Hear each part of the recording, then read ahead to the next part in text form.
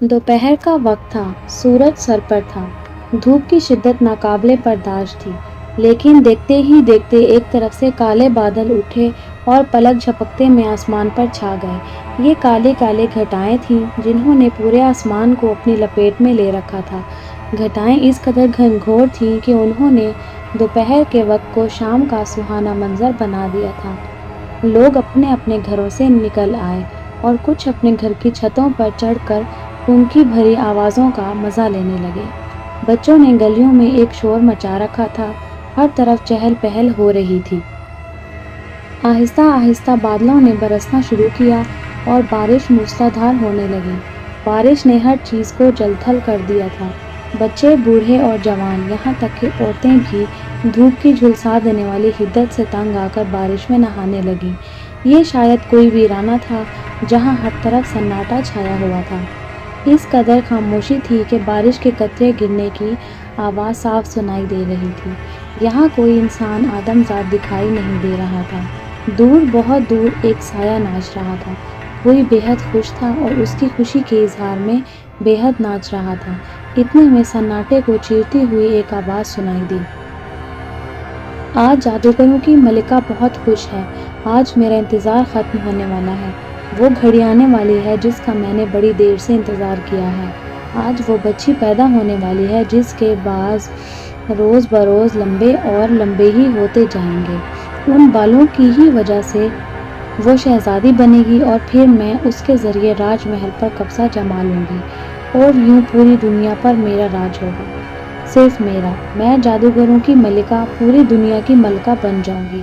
तब मेरी शक्तियाँ दुगनी हो जाएंगी। बारिश थम चुकी थी। आसमान साफ हो चुका था। घटाएं बरस बरस कर वापस जा चुकी थीं। अकरम साहब दफ्तर ही में रुक गए थे। बारिश थमी तो वो मुश्किल से घर गए। अकरम साहब ने जैसे ही घर में कदम रखा, उनको एक नौमौलूद बच्चे के रोने की आवाज़ सुनाई दी। उनकी बीवी ने खुशखबरी सुनाई कि उनके यहाँ एक नन्ही मुन्ही और प्यारी सी बेटी ने जन्म लिया है। अकरम साहब फौरन पालने की तरफ लपके। देखा तो पालने में एक बहुत ही छोटी सी गुड़िया सो रही थी, लेकिन वो ये देखकर हैरान रह गए कि बच्ची के बाल पैदाइशी सुनहरे और लंबे हैं। अकरम साहब ने बच्ची को प्यार किया और अपनी बीवी की खैरियत पूछी। वक्त गुजरता गया और बच्ची, जिसका नाम लुबना रखा गया था, पहले बैठने लगी, फिर पेट के बल चलने और फिर आहिस्ता आहिस्ता खड़ी होने लगी। यूँ उसने सहारा लेकर चलना सीख लिया था। वो 1 साल की हो चुकी थी। आज लुबना की सालगिरह थी। जहाँ दूसरे रिश्तेदार सालगिरह में आए, वहाँ एक अजनबी औरत भी मेहमानों में शामिल थी। वो बार बार लुबना के बालों की तरफ देख रही थी। वो मेहमानों से बात भी कर रही थी तो लुबना के बारे में ही कर रही थी। उस औरत की आंखें बहुत मोटी मोटी थीं, जिनसे मेहमानों को भी डर लग रहा था। सब ने लुबना को प्यार किया, उसकी सालगिरह पर तोहफे दिए और अपने अपने घर को चले गए। सबसे आखिर में जाने वाली औरत वही थी। उसने आखिरी बार लुबना के बालों को छूकर देखा और दरवाजे से बाहर निकल गई। ये औरत कौन थी? मैंने तो उसको पहली बार देखा है। लुबना की अम्मी ने लुबना के अब्बू से पूछा। मुझे भी नहीं पता कि वो कौन थी। मुझे तो उसकी आंखों से डर लग रहा था। लुबना के अब्बू ने बताया। हर साल इसी किस्म का वाक़या पेश आया, यहाँ तक कि लुबना बड़ी हो गई। एक रोज़ वो स्कूल से वापस आ रही थी कि उसे रास्ते में एक उम्र रसीदा औरत मिली। इस औरत को किसी के सहारे की ज़रूरत थी। वो हसरत भरी निगाहों से इधर उधर देख रही थी। लुबना को उस पर बहुत तरस आया। लुबना ने उस औरत से पूछा, बड़ी भी, आपको कहाँ जाना है? बेटी, वो सामने इस वादी में मेरी कुटिया है। बड़ी मेहरबानी होगी अगर तुम मुझे मेरी कुटिया तक पहुँचा दोगी। औरत ने लुबना के कंधे पर हाथ रखते हुए कहा। हाँ हाँ बड़ी बी, मैं तुम्हें तुम्हारी कुटिया तक छोड़ आती हूँ। लेकिन बड़ी बी, तुम किस काम से यहाँ तक आई थी? लुबना ने बड़ी बी से यहाँ आने की वजह पूछी। बेटी, आज मेरी मुराद पूरी होने वाली है। मुझे मेरे सब्र और इंतज़ार का फल मिलने वाला है। बड़ी बी बातें करती जा रही थी और उसकी रफ्तार में तेज़ी आती जा रही थी। आपकी कमज़ोरी तो दूर हो गई है। अब तो आप अकेली चलकर जा सकती हैं। क्या मैं अपने घर जाऊं? लुबना ने बड़ी बी से डरते हुए पूछा। नहीं, अब तुम कहीं नहीं जा सकती। मैंने बहुत इंतज़ार किया है तेरे पैदा होने का, तेरे बड़े होने का और तुझको जवान होते हुए देखने का। آج میں تیرے راستے میں اس لیے آئی تھی کہ تجھے اپنے ساتھ لے جاؤں۔ میں تیری ہی تلاش میں یہاں تک پہنچی تھی۔ اب میں تجھے کہیں نہیں جانے دوں گی۔ یہ کہہ کر بڑی بی نے لبنہ کے ہاتھ کو اس مضبوطی سے پکڑ لیا کہ ہزار کوشش کے بعد بھی لبنہ اس سے ہاتھ چھڑا نہ سکی۔ لبنہ کے چہرے کا رنگ پھیکا پڑ گیا۔ وہ دل ہی دل میں دعائیں کر رہی تھی کہ اس مصیبت سے کیسے جان چھڑائی جائے، کیونکہ اس نے تو نیکی کی تھی، ایک انسان کو ضعیف سمجھ کر خدمت اور مدد کی تھی۔ یہ اس کو نیکی کا صلہ ملا۔ جادوگرنی اپنے اصل روپ میں آ تو گئی تو لبنہ کی منہ سے چیخیں نکل گئیں، کیونکہ جادوگرنی کے ہاتھوں پیروں کے ناخن بڑے بڑے ہو گئے تھے۔ اس کے گھنگریالے بال عجیب انداز سے مڑے ہوئے تھے۔ اس کے ہاتھ میں ایک جادو کی جھڑی بھی آ گئی تھی، جس کے ایک سرے پر انسانی ٹانگ کی ہڈی تھی اور جادوئی چھڑی کے دوسرے سرے پر انسانی کھوپڑی بنی ہوئی تھی۔ لبنہ بری طرح پھنس چکی تھی، کوئی راستہ نہیں تھا۔ اس نے جادوگرنی کی منتیں کیں اور واسطے دیے، اس کے آگے روئی، گڑ گڑائی کہ وہ گھر سے جانے دے، لیکن جادوگرنی نے اس کی ایک فریاد نہ سنی۔ وہ لبنہ کو ایک جنگل میں لے آئی، جہاں کچھ فاصلے پر ایک ایسی عمارت تھی جس میں کوئی دروازہ نہیں تھا۔ عمارت بہت بلند و بالا اور لمبائی کے رخ پر بنی ہوئی تھی۔ عمارت کی چھت کے قریب صرف ایک کھڑکی تھی۔ جادوگرنی نے یاسمین کو اس کھڑکی کے ذریعے عمارت میں داخل کیا اور قید کر لیا۔ لبنہ اسے آوازیں دیتی رہی اور اس سے نجات کے لیے منتیں کرتی رہی، لیکن اس نے ایک نہ سنی اور اچانک غائب ہو گئی۔ ادھر لبنہ کے ابو جان بہت پریشان تھے کہ ابھی تک وہ گھر نہیں پہنچی تھی۔ انہوں نے لبنہ کو اسکول جا کر بھی دیکھا، لیکن اسکول کے اسٹاف نے بتایا کہ وہ تو چھٹی کر کے کب سے جا چکی ہے۔ اس کے ابو راستے میں بھی اسے تلاش کرتے رہے، لیکن لبنہ کا کہیں پتہ نہ چلا۔ لبنہ کی امی کا رو رو کر برا حال تھا۔ انہوں نے تمام رشتہ داروں کے گھر جا جا کر لبنہ کے بارے میں پوچھا، لیکن سب نے یہی جواب دیا کہ لبنہ یہاں نہیں آئی۔ ابھی لبنہ کے والدین کا رونا دھونا جاری تھا کہ ان کے گھر پر دروازے پر ایک فقیر نے صدا لگائی، بابا کچھ کھانے کو دو، بابا بہت بھوکا ہے، بابا آج گھر میں کچھ نہیں ہے، آج ہم سب بہت بڑی مصیبت میں گرفتار ہیں، اس لیے نہ کچھ پکایا ہے اور نہ کچھ کھایا ہے۔ اس کی امی نے بابا کو بتایا، کیا مصیبت ہے بچہ، ہمیں بھی بتاؤ، ہو سکتا ہے کہ ہم تمہاری مشکل کو آسان کر دیں۔ بابا نے انہیں دلاسا دیتے ہوئے کہا، بابا ہماری اکلوتی بیٹی اسکول گئی تھی اور ابھی تک واپس نہیں آئی۔ ایک تو مدتوں انتظار کے بعد ہم نے اولاد جیسی نعمت دیکھی تھی، اور پھر یہ مصیبت کہ وہ ابھی تک گھر نہیں آئی۔ لبنہ کے والد نے بابا کو پوری بات بتائی۔ آپ بابا کو پیٹ بھر کر کھانا کھلائیں، بابا تم کو خبر دے گا کہ تمہاری بچی کہاں ہے۔ بابا نے اتنے اعتماد سے کہا کہ ان کو تسلی ہوئی۔ وہ بابا کو گھر کے اندر لے آئے۔ امی نے جلدی سے آٹا گوندا اور لبنہ کے ابو جلدی جلدی انڈے بھوننے لگے۔ وہ کھانا تیار کر رہے تھے جبکہ بابا ذائچہ بنانے میں مصروف تھے۔ بابا نے اپنے ارد گرد ایک بڑا سا حصار کھینچ لیا اور 1000 دانوں کی تسبیح پر کچھ پڑھتے جا رہے تھے۔ اس دوران ان کی آنکھیں بند تھیں۔ کھانا تیار ہے، لبنہ کی امی نے بابا کے سامنے کھانا رکھتے ہوئے ادب سے کہا۔ 1000 دانوں کی تسبیح پوری کر کے بابا نے آنکھیں کھول دیں۔ بابا کچھ پتہ چلا ہماری ننھی منھی بھولی بھالی بچی کہاں ہے، کس حال میں ہے؟ لبنہ کی امی نے بہت بے تاب ہو کر بابا سے پوچھا۔ ہاں کچھ خبر ملی ہے، لیکن کھانا کھانے کے بعد بڑا عمل کرنا پڑے گا، تب جا کر مسئلہ حل ہوگا اور صورتحال نمایاں ہوگی، بابا نے ان کو سمجھاتے ہوئے کہا۔ ہاں ہاں بابا یہ لو کھانا، اور خدا کے لیے ہماری بچی کے بارے میں ہمیں بتا دو، وہ تو کبھی ہم سے اتنی دیر دور نہیں رہی، لبنہ کی امی نے روتے ہوئے کہا۔ بابا نے ہاتھ کے اشارے سے انہیں چپ رہنے کا اشارہ کیا اور کھانا کھانے لگا۔ بابا بہت جلد کھانے سے فارغ ہو گیا، اس کے چہرے پر بھی پریشانی کے تاثرات تھے۔ بابا نے ایک بار پھر 1000 دانوں کی تسبیح کو پڑھنا شروع کیا۔ بابا کی آنکھیں خود بخود بند ہونا شروع ہو گئیں۔ کافی دیر کے بعد ایک عجیب و غریب آواز ابھری، بڑھیا تو نے لبنہ کو کیوں اغوا کیا ہے؟ بابا نے بہت جلدی میں کہا، میں نے برسوں اس کا انتظار کیا ہے، میں اس کو شہزادی بناؤں گی۔ ہمارے پڑوسی ملک کے راجا کا بیٹا شہزادہ احمد ایک ایسی لڑکی سے شادی کرنا چاہتا ہے جس کے انتہائی لمبے، گھنے، سنہرے اور ریشمی چمکدار بال ہوں، اور یہ ساری باتیں لبنہ میں موجود ہیں۔ اس کے بال انتہائی گھنے، ریشمی، چمکدار اور لمبے ہیں۔ شہزادہ احمد اسے دیکھتے ہی شادی کے لیے تیار ہو جائے گا اور میں لبنہ پر جادو کے ذریعے چھا جاؤں گی۔ لبنہ کی مدد کی وجہ سے اس کے راج محل پر قبضہ جما لوں گی، سب کو جادو کے ذریعے مار دوں گی اور خود ملکہ بن جاؤں گی۔ پھر مجھے لبنہ کی کوئی ضرورت نہیں رہے گی، تب میں اسے تمہارے پاس بھیج دوں گی۔ جادوگرنی نے غضبناک لہجے میں کہا، نہیں، تمہیں لبنہ کو آزاد کرنا ہوگا، ورنہ اس کے ماں باپ رو رو کر مر جائیں گے۔ بابا نے اسے باتوں میں لگانے کی بھرپور کوشش کی اور بابا اپنی کوشش میں نہایت کامیاب بھی رہا۔ نہ جانے اس بحث کا کیا مقصد تھا۔ دونوں گھنٹوں بحث میں الجھے رہے اور لبنہ کے ماں باپ حیرانی سے دونوں کو جھگڑا ہوتے ہوئے دیکھتے رہے اور اپنی بیٹی کی خبریں سنتے رہے۔ ادھر لبنہ کھڑکی میں کھڑی ادھر ادھر دیکھ رہی تھی، لیکن اس ویران اور سنسان جنگل میں اسے کوئی جانور بھی دکھائی نہ دیا۔ وہ آوازیں بھی دیتی رہی، لیکن وہاں کوئی آدم ذات نہیں تھا۔ اچانک اسے جنگل میں بکھرے ہوئے سوکھے پتوں کا شور سنائی دیا، جیسے کوئی گھوڑا ان پتوں پر دوڑ رہا ہو۔ رفتہ رفتہ یہ آوازیں اس کے قریب ہوتی گئیں۔ وہ سمجھ گئی کہ یہ کسی کی گھوڑے کی ٹاپیں ہیں۔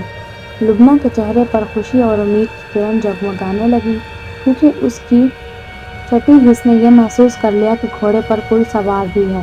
یکدم درختوں کے جھنڈ سے ایک گھوڑا سوار نظر آیا، جو نوجوان، صحت مند، خوبصورت اور باروب شخصیت کا مالک تھا۔ لبنہ نے اسے دیکھتے ہی بچاؤ بچاؤ کی آوازیں لگانا شروع کر دیں۔ گھڑ سوار پہلے ہی پریشان دکھائی دے رہا تھا، شاید وہ راستہ بھول کر اس جنگل میں بھٹک گیا تھا اور اس طرف آ نکلا تھا۔ اس ویرانے میں بچاؤ بچاؤ کی آواز سن کر وہ دم بخود ہو گیا۔ گھڑ سوار نے اپنی تلوار کو نیام سے باہر نکالا اور آواز کی طرف لپکا۔ وہ جنگل میں ایک عمارت دیکھ کر حیران رہ گیا۔ اس نے سر اٹھا کر اوپر دیکھا تو ایک حسین و جمیل لڑکی نظر آئی۔ لبنہ نے اسے اپنی کہانی مختصراً بتائی۔ گھڑ سوار نے بتایا کہ وہ پڑوسی ملک کے راجا کا بیٹا ہے اور اس کا نام شہزادہ احمد ہے۔ وہ دیکھ کر حیران رہ گیا کہ اس عمارت میں کوئی دروازہ نہیں ہے۔ اس نے لبنہ سے کہا کہ وہ اس کی مدد کیسے کرے، اس کے پاس کیسے آئے۔ لبنہ نے کچھ دیر سوچا اور پھر اپنے لمبے بال نیچے لٹکا دیے۔ شہزادہ ان بالوں کو پکڑ کر لبنہ کے پاس پہنچ گیا۔ اوپر جاتے ہوئے شہزادہ رسی بھی اپنے ساتھ لے گیا، جو شکار کھیلنے کے لیے وہ اپنے ساتھ رکھتا تھا۔ وہ احمد لبنہ کے بالوں کو بڑے غور سے دیکھ رہا تھا۔ شہزادے، ہمارے پاس وقت نہیں ہے، جادوگرنی کسی بھی وقت آ سکتی ہے، اس لیے ہمیں یہاں سے جلدی فرار ہو کر جنگل پار کرنا ہوگا تاکہ اس کے جادو کی حدود سے باہر نکلا جا سکے۔ شہزادہ سمجھ گیا۔ پہلے اس نے لبنہ کو نیچے اتارا اور پھر خود بھی رسی کی مدد سے نیچے اتر گیا۔ وہ دونوں گھوڑے پر بیٹھ کر ہوا سے باتیں کرنے لگے۔ اب تم کچھ بھی نہیں کر سکتی جادوگرنی، لبنہ تمہاری پہنچ سے بہت دور جا چکی ہے۔ میں نے تمہیں اسی لیے بحث میں الجھائے رکھا تاکہ اس کو فرار ہونے کا موقع مل جائے۔ شہزادہ اپنی شہزادی کو لے گیا ہے، تمہارا خواب چکنا چور ہو گیا۔ اب تمہیں تمہارے کالے جادو کی ایسی سزا دوں گا کہ تم آئندہ کسی کو اغوا کر کے قید نہ کر سکو گی۔ یہ سنتے ہی جادوگرنی نے منہ ہی منہ میں کچھ انتر منتر پڑھا اور غائب ہو گئی۔ سمجھ رہی تھی کہ بابا کی جکڑ سے آزاد ہو چکی ہے، لیکن ایسا نہیں تھا۔ بابا اس کو مہلت دینا چاہتے تھے کہ وہ جا کر خود اپنی آنکھوں سے دیکھ لے کہ واقعی لبنہ اس جگہ نہیں ہے جس جگہ اس نے اسے اپنے جادو کے زور پر قید کیا تھا۔ اور جنگل بیابان میں ایک عمارت بنائی تھی جس میں کوئی داخلے کا راستہ بھی نہیں تھا، جو بہت ہی بلند و بالا تھی۔ بس ایک کھڑکی تھی سب سے اوپر، جس سے نیچے تو دیکھا جا سکتا تھا لیکن اترا نہیں جا سکتا تھا۔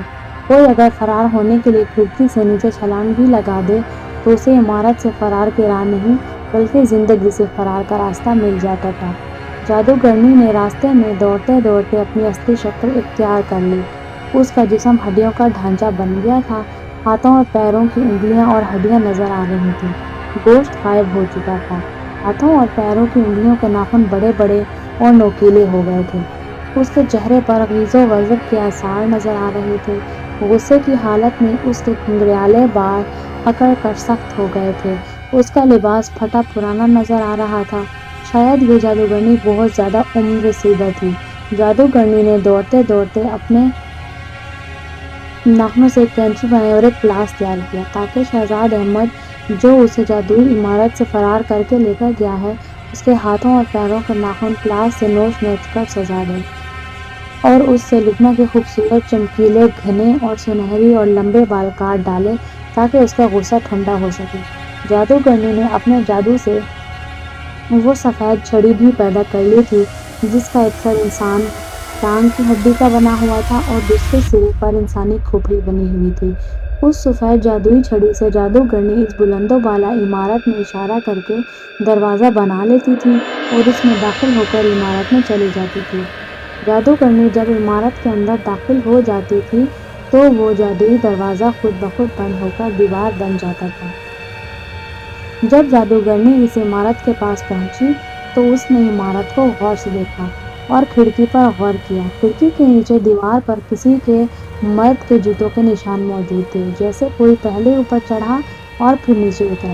جادوگرنی فوراً سمجھ گئی کہ وہ واقعی شہزادہ احمد لبنہ کو اس کی قید سے آزاد کرا کے لے گیا ہے۔ اب تو اس کے تن بدن میں آگ سی لگ گئی۔ وہ غم و غصے کا اظہار کرنا چاہتی تھی، لیکن وہ غصہ کس پر اتارتی؟ وہاں تو کوئی اعظم زاد نہیں تھا، تو کیا جانور بھی نہیں تھا۔ اس نے سفید چھڑی سے اشارہ کیا تو عمارت کی دیوار میں ایک دروازہ بن گیا جس میں وہ اندر داخل ہوئی اور یاسمین کو ڈھونڈنے کے لیے ادھر ادھر دوڑتی پھری، لیکن اب اسے یقین ہو گیا کہ بابا ٹھیک کہہ رہے تھے۔ جادوگرنی فکر میں پڑ گئی کہ شہزادہ احمد کا ملک اور سلطنت مشرق کی جانب ہے، اس لیے اگر اپنے جادو کے زور پر ہوا میں اڑ کر مشرق کی جانب چلی تھی تو چند منٹوں کی تگ و دو اور محنت سے وہ شہزادہ احمد اور لبنہ کو پکڑ لے گی۔ ابھی وہ سوچ ہی رہی تھی کہ اس پر کوئی علم و عمل کرنے لگا۔ یہ اثرات ویسے ہی تھے جیسے پہلے وہ خود بخود بے قابو ہو کر بابا کے پاس چلی گئی تھی اور بابا نے اسے بحث میں الجھا دیا تھا۔ جادوگرنی نے لاکھ کوشش کی لیکن وہ بابا کی طرف کھنچتی چلی گئی۔ وہ منہ ہی منہ میں اپنے انتر منتر پڑھنے لگی، لیکن کسی جادو نے کوئی اثر نہیں دکھایا۔ وہ بے بس ہو کر اسی جانب چلنے لگی جس جانب اسے بلایا جا رہا تھا۔ وہ بہت بڑی جادوگرنی تھی، لیکن کلام الہی میں دنیا بھر کی طاقت اور تاثیر ہوتی ہے، کیونکہ کلام الہی سچا اور مؤثر کلام ہے۔ اس کلام اس ذات نے لکھا ہے جو دنیا کا خالق ہے، ہر چیز کا مالک ہے، زمین و آسمان کو بنانے والا ہے، ہر چیز پر قادر ہے۔ اس لیے بابا نے بھی اس کلام کی مدد لی۔ یہی وجہ تھی کہ اس کے مقدس اور طاقتور تاثیر والے کلام کے سامنے تمام جادو، انتر منتر اور کالے سفلی علوم بیکار ہو کر رہ گئے تھے۔ بہت جلد نہ چاہتے ہوئے بھی جادوگرنی دوبارہ بابا کے سامنے حاضر ہو گئی۔ کیوں دیکھا ہی اپنی آنکھوں سے، لبنہ وہاں سے فرار ہو چکی ہے۔ وہ اپنی منزل مقصود پر پہنچ چکی ہے۔ بابا نے ایک بار پھر اپنی گفتگو کا آغاز کیا تو لبنہ کے والدین بھی سنبھل کر بیٹھ گئے۔ ہاں، تم نے مجھے باتوں میں الجھائے رکھا اور وہ لوگ وہاں سے فرار ہو گئے۔ اب مجھے بھی جانے دو، تم نے مجھے دوبارہ یہاں کیوں بلایا ہے؟ جادوگرنی نے نہایت بے بسی کے عالم میں بابا سے التجا کرتے ہوئے کہا، کیا اپنے کیے کی سزا نہیں پائے گی؟ تجھے بغیر سزا کے جانے دوں تاکہ تو پھر کوئی ایسا بھیانک سپنا بنے اور پھر کسی غریب اور شریف انسانوں کی بچی کو اغوا کر کے لے جائے اور جادوئی عمارت میں قید کر دے۔ بابا نے اس کی بھیانک اور گھناؤنی حرکت اسے یاد دلائی تو وہ بولی، نہیں، اب میں ایسا ہرگز نہیں کروں گی۔ میں کسی کو اغوا نہیں کروں گی اور نہ کسی کو قید میں رکھوں گی۔ جادوگرنی کی باتوں میں اکڑ پن کے بجائے عاجزی و انکساری آ گئی۔ میں کبھی بھی جھوٹے کافر اور جادوگروں پر اعتبار نہیں کرتا، کیونکہ ان لوگوں کا کوئی ایمان نہیں ہوتا۔ یہ سب لوگ مفاد پرست ہوتے ہیں، مشکل گھڑی میں گدھے کو بھی باپ بنا لیتے ہیں اور مشکل آسان ہوتے ہی طوطا چشم بن جاتے ہیں۔ میں تمہیں تمہارے کیے کی بھرپور سزا دوں گا۔ یہ کہتے ہوئے بابا نے لبنہ کی والدہ سے ماچس طلب کی۔ وہ ماچس ڈھونڈنے لگی، اتنے میں لبنہ کے والد نے لائٹر بابا کے ہاتھ میں تھما دیا۔ بابا نے دیکھتے ہی دیکھتے لائٹر جلایا اور اس کا شعلہ ہاتھ میں بلند کر کے ہوا میں معلق کر دیا۔ ایسا کرنا تھا کہ جادوگرنی گڑگڑانے لگی اور بابا کی منتیں کرنے لگی کہ وہ آئندہ کبھی ایسا نہیں کرے گی، اسے معاف کر دیا جائے، اس کی غلطی اور خطا کو درگزر کر کے چھوڑ دیا جائے۔ لیکن بابا نے مسلسل لائٹر جلائے رکھا۔ آہستہ آہستہ جادوگرنی کی چیخیں بلند ہونے لگیں۔ اب وہ غصے کے لہجے میں بولی، بس کرو بابا، اگر تم نے مجھے اور جھلسایا تو یاد رکھو کہ میں تمہیں بھی جلا کر راکھ کر دوں گی۔ لیکن بابا کلام الہی کا ورد کرتا رہا اور اپنے حصار میں بیٹھا رہا اور مسلسل ہوا میں آگ جلائے رکھی۔ جادوگرنی کی آواز اور رونے دھونے کے شور نے پورے گھر کو سر پر اٹھا لیا تھا، لیکن شاید یہ آوازیں بابا اور اس کے والدین ہی سن سکتے تھے، ورنہ تو پورا محلہ گھر میں چلا آتا تماشا دیکھنے کے لیے۔ اور بابا کو اپنے عمل کو جاری رکھنا مشکل ہو گیا۔ بابا نے جادوگرنی کی دھمکیوں کی پرواہ نہیں کی اور اپنے عمل کو جاری رکھا۔ رفتہ رفتہ جادوگرنی کی آواز محکم ہوتی گئی اور آنکھیں معطل ہو گئی۔ بابا نے خدا کا شکر ادا کیا اور سردر شکر گزار کہ رب العزت نے اس کو جادوگرنی سے محفوظ رکھا اور اس کے عمل کی تاثیر سے اسے کامیابی ملی۔ کچھ دیر بعد بابا حصار سے باہر نکل آیا اور اپنے سامان کو سمیٹتے ہوئے بولا، بیٹا تم لوگ بے فکر رہو، پڑوسی ملک کا شہزادہ لبنہ کو اپنے ساتھ جادوگرنی کے جنگل سے نکال کر لے گیا ہے۔ اس کو یاسمین کے بال بے حد پسند آئے تھے اور وہ ایسی ہی لڑکی سے شادی کرنا چاہتا تھا کہ جس میں پوری دنیا کی لڑکیوں سے زیادہ کوئی منفرد بات ہو، کوئی ایسی اضافی خوبی ہو جو سب سے ہٹ کر ہو۔ اس لیے لبنہ کے سنہرے اور بے حد لمبے بال اس کی اضافی خوبی بنے اور اس کی اس خوبی نے اسے شہزادی بنا دیا۔ اب لبنہ ساری عمر محل میں راج کرے گی اور آرام و سکون کی زندگی بسر کرے گی، اور وہ بہت جلد آپ کے پاس آئے گی اپنے شہزادے کے ساتھ۔ وہ دونوں بڑی آن بان اور بڑی شان و شوکت سے تم دونوں کو اپنے ساتھ لے جائیں گے۔ بابا یہ کہتے ہوئے رخصت ہو گئے۔